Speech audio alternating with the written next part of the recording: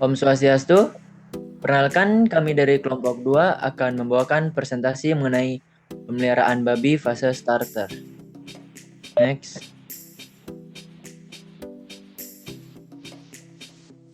Ini adalah kelompok anggota kami. Presentasi pertama akan dibawakan oleh Sekar. Next.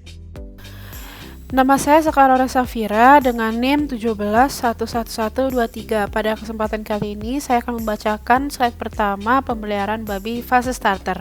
Oke, pada pendahuluan yang dimaksud dengan babi starter ialah anak babi yang masih menyusui dengan umur 8-10 minggu.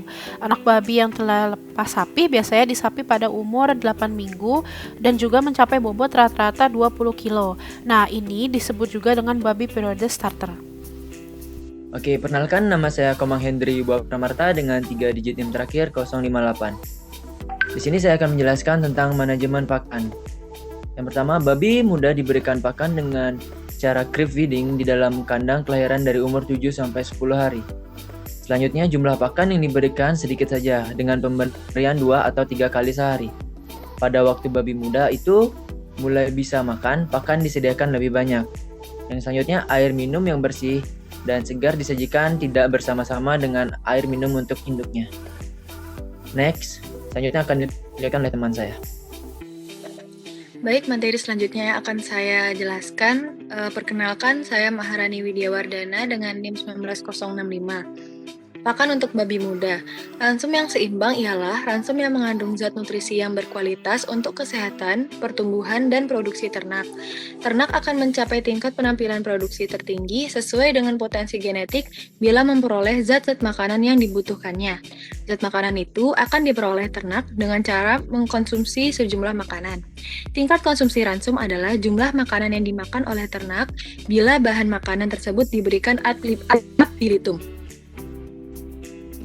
Bahan yang digunakan untuk ransum starter haruslah bahan-bahan yang benar berkualitas, bagus, dan yang sifatnya palatable atau disukai. Suplementasi zat besi sulfat. Di samping itu, antibiotik juga diberikan dalam ransum starter untuk mencegah penyakit serta merangsang laju pertumbuhan.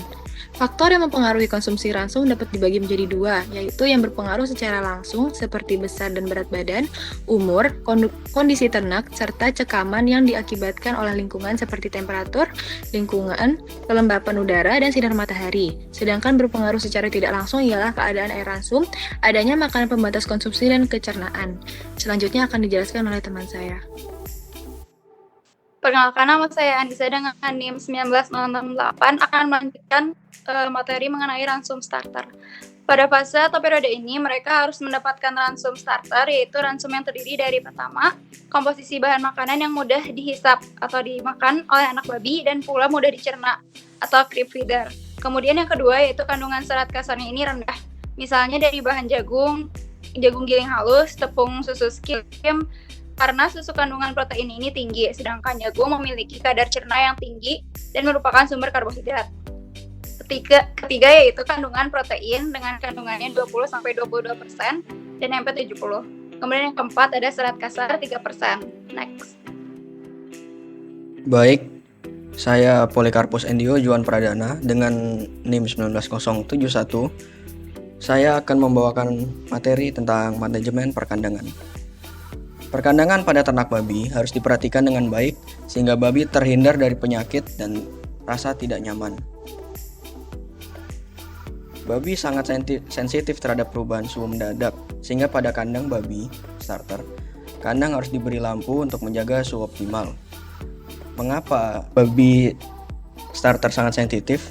Karena babi starter memiliki lapisan lemak yang masih tipis, sehingga tidak mampu menjaga suhu optimalnya dengan baik. Selanjutnya yaitu fungsi kandang, yaitu untuk melindungi hewan dari lingkungan merugikan dan binatang buas. Oleh karena itu, konstruksi kandang sangat berpengaruh terhadap babi. Kemudian, kebersihan dan sanititas kandang harus dijaga secara teratur dan kontinu agar babi terhindar dari penyakit. Kemudian, bentuk kandang ikut menentukan efisiensi tenaga, biaya, dan produksi peternakan. Baik, selanjutnya akan dilanjutkan oleh teman saya. Baik, di sini saya Alfiona Widya Putri Rambusedu dengan NIM 19075 akan menjelaskan tentang manajemen kesehatan. Pada pemeliharaan babi sendiri, perlu juga menerapkan program pencegahan penyakit yang mengacu kepada tindakan medis veteriner. Yaitu yang pertama itu ada biosecurity. Yang dimaksud dengan biosecurity sendiri ini adalah segala tindakan untuk mencegah masuknya bibit penyakit ke dalam tubuh babi. Contohnya dengan mendesinfeksi, rajin membersihkan kandang, dan pembasmian vektor seperti kecoa, nyamuk, lalat, tikus, dan lain-lain. Kedua, ada vaksinasi. Vaksinasi ini sendiri tindakan menyiapkan zat kebal dalam tubuh babi terhadap penyakit-penyakit tertentu. Dan yang ketiga, ada medikasi. Medikasi ini adalah melakukan tindakan membunuh bibit penyakit seperti yang terlanjur masuk ke dalam tubuh babi yang secara fisik babinya masih sehat. Contohnya itu seperti pemberian antibiotik, vitamin, dan obat-obatan lainnya.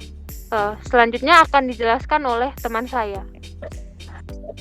Baik, yang selanjutnya ada penyakit yang sering menyerang babi fase starter. Sebelumnya saya akan memperkenalkan diri. Nama saya Ketut Krisna Rendradi Pratama dengan NIM 078. Yang dimana babi starter ini sering terkena penyakit diare atau mencret dan cacingan.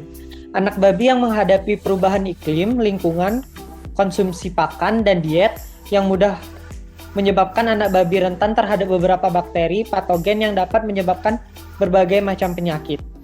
Meningkatnya keasaman pH lambung yang diakibatkan oleh terhentinya pemberian air susu dari induknya yang mengakibatkan tidak tercernanya protein dengan sempurna yang menjadi sumber nutrisi bagi bakteri patogen dalam saluran pencernaan. Baik, selanjutnya yaitu tentang pengobatan. Perkenalkan, saya Madi Kesayanata, NIM 081. Dalam melakukan tindakan terapi terhadap infeksi bakteri Escherichia coli, patogen dianjurkan menggunakan antibiotika seperti kanamisin dan streptomycin.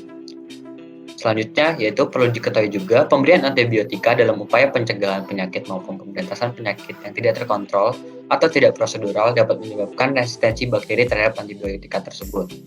Nah, selanjutnya, tindakan yang dapat dilakukan terhadap ternak babi yang menderita diare persisten yang disertai dengan demam, anoreksia atau tidak memakan, meliputi pemberian antibiotika Betamax LA atau Norbox R, injeksi, selanjutnya itu injeksi obat cacing Vormetin atau Medion R, selanjutnya injeksi vitamin B kompleks, Hexaplex atau Bernoform R, selanjutnya juga ada obat cacing saset Contraform atau Pridam R, dan mineral yang terakhir itu mineral Petamcin Medion R.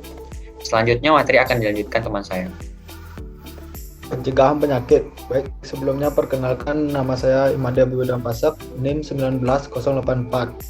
Pencegahan dapat dilakukan dengan memberi hewan air minum bersih untuk menormalkan keseimbangan air. Larutan garam sangat efektif jika diare pada babi. Untuk persiapan, Anda akan membutuhkan 1 sendok makan garam dan gula per 200 ml air. Adapun saran yang dianjurkan, yang pertama, ikuti jadwal makan. Yang kedua, diet harus terdiri dari makanan dan makanan yang kaya akan vitamin, mineral, dan zat bermanfaat lainnya. Tidak disarankan untuk melakukan perubahan tajam dalam diet. Beralih ke makanan lain secara bertahap dan dalam jumlah kecil sehingga hewan beradaptasi secara normal dengan pakan baru. Saat memberi makan, produk babi kecil disarankan untuk digiling terlebih dahulu. Jaga makanan dan air segar. Pertahankan keseimbangan di kebersihannya di gudang penyimpanan makannya. Pertahankan iklim mikro yang optimal di ruangan tempat babi disimpan. Udara harus hangat dan tidak terlalu lembab. Diare pada anak babi selama menyusui dipengaruhi oleh lingkungan kandang yang kotor, lembab, kurang ventilasi, air kotor, pemberian makan yang salah, dan sanitasi yang buruk dan iklim mikro yang tidak sesuai di tempat perkembangan. Next. Baik, sekian pemaparan materi dari kelompok kami. Jika ada salah kata mohon dimaafkan. Om Santi Santi Sendiri.